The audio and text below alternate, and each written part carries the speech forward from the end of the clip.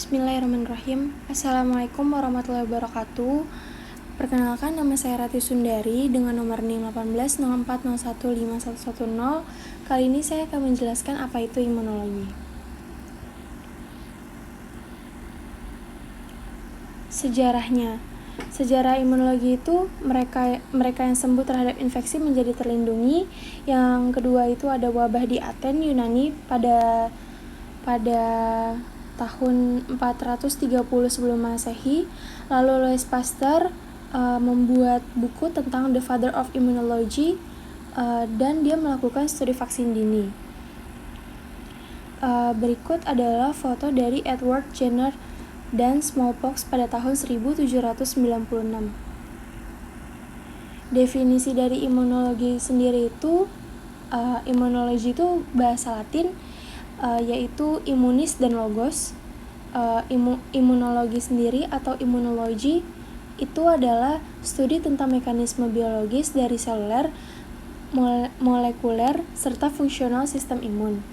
Sistem imun atau imun sistem yang terdiri dari molekuler, seluler, jaringan, dan organ yang berperan dalam proteksi atau kekebalan imun.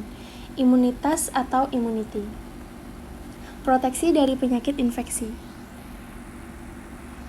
Lalu selanjutnya ada learning outcomes, dibagi menjadi beberapa, yaitu sistem imun, sel-sel sistem imun, komplement, antigen dan antibodi, sistokin, reaksi hipersensitivitas, inflamasi, autoimunitas, dan defisiensi imun.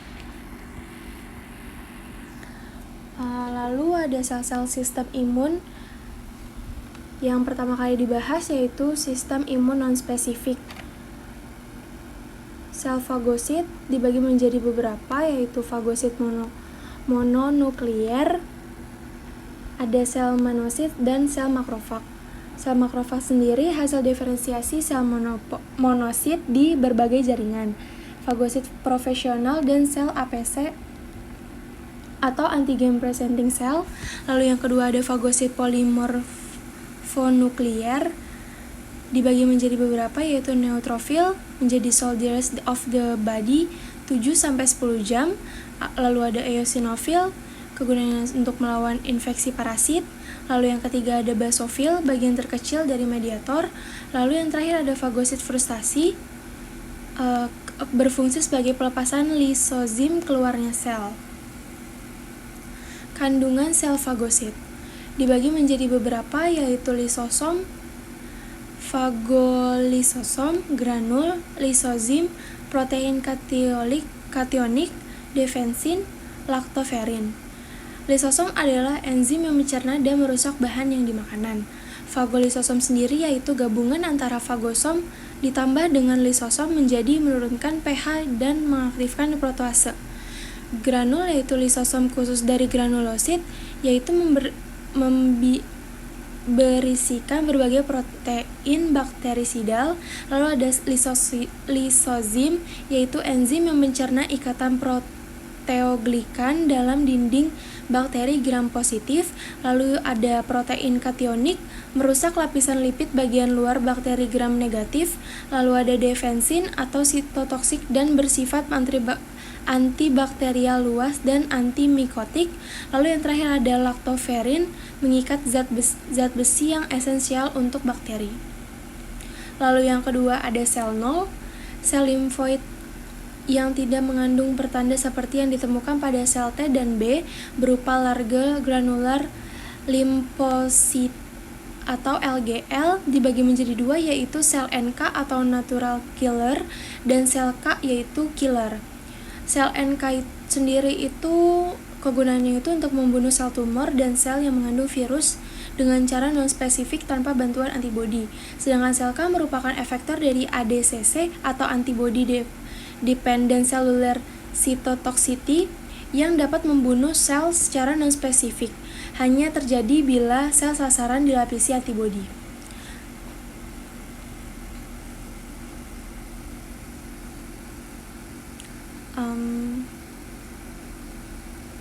Lalu selanjutnya ada sel mediator, basofil dan mastosit, yaitu adalah mediator yang dapat meningkatkan permeabilitas kapiler dan respon inflamasi serta mengkerutkan otot polos bronkus, trombosit agregasi dinding vaskuler yang merusak respon inflamasi dan sitotoksik. Yang keempat ada sel aksesori, yaitu dibagi menjadi beberapa, yaitu ada eosinofil, basofil, sel mastosit, trombosit, dan sel APC. Sel-sel sistem imun spesifik. Yang pertama ada sel T. Asal sel T adalah dari sumsum tulang belakang, memasuki timus lalu berproliferasi di gerio subkapsuler, lalu setelah itu akan membentuk CD4 dan CD8. Terdiri dari beberapa subset, yaitu ada sel TH atau T helper, ada sel TS yaitu T suppressor, lalu ada sel TDH atau TD, itu adalah sel delayed hypersensitivity, lalu ada sel TC yaitu sitotoksik, lalu ada sel limfosit naif atau virgin, lalu ada sel TH0, lalu ada regulator dan efektor. Fungsi sel T umumnya membantu sel B dalam memproduksi antibodi, mengenal dan menghancurkan sel yang terinfeksi virus, mengaktifkan makrofag dalam fagositosis, mengkontrol ambang dan kualitas sistem imun. Lalu ada sel B. Perkembangan sel B dalam sumsum tulang belakang adalah antigen independen, tetapi perkembangan selanjutnya memerlukan rangsangan dari antigen. Fungsi utama sel B adalah memproduksi antibodi atas pengaruh sel T, lalu menjadi sel B berproliferasi dan berdiferensiasi menjadi sel plasma yang mampu membentuk lagi yang spesifik.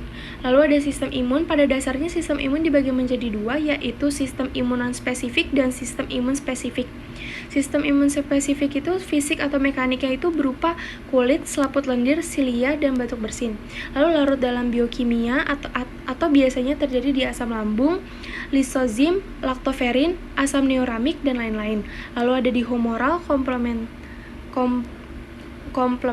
interferon, lalu ada C-reaktif protein atau CRP. Lalu yang ketiga, bentuk selulernya itu dia fagosit, mononuklear dan PMN. Lalu ada sel nol yaitu sel NK dan sel K. Lalu ada sel mediator, basofil dan mastosit, trombosit. Lalu yang kedua itu mengenai sistem imun spesifik atau SIS. Dia itu terjadi secara humoral sama seperti sel B, lalu seluler menjadi sel T. Sistem imun non-spesifik sendiri itu membahas tentang pertahanan tubuh terdepan dalam menghadapi beragam serangan dari mikroorganisme, respon langsung terhadap antigen, terus disebut non-spesifik karena dia itu nggak nunjukin terhadap mikroorganisme tertentu telah ada dan siap berfungsi sejak lahir. Faktor-faktor yang mempengaruhi terhadap sistem imun non-spesifik yaitu ada spesies, perbedaan individu dan pengaruh usia, suhu, pengaruh hormon, faktor nutrisi, serta ada flora bakterial normal. Terima kasih presentasi dari saya. Sekian atas perhatiannya. Wassalamualaikum warahmatullahi wabarakatuh.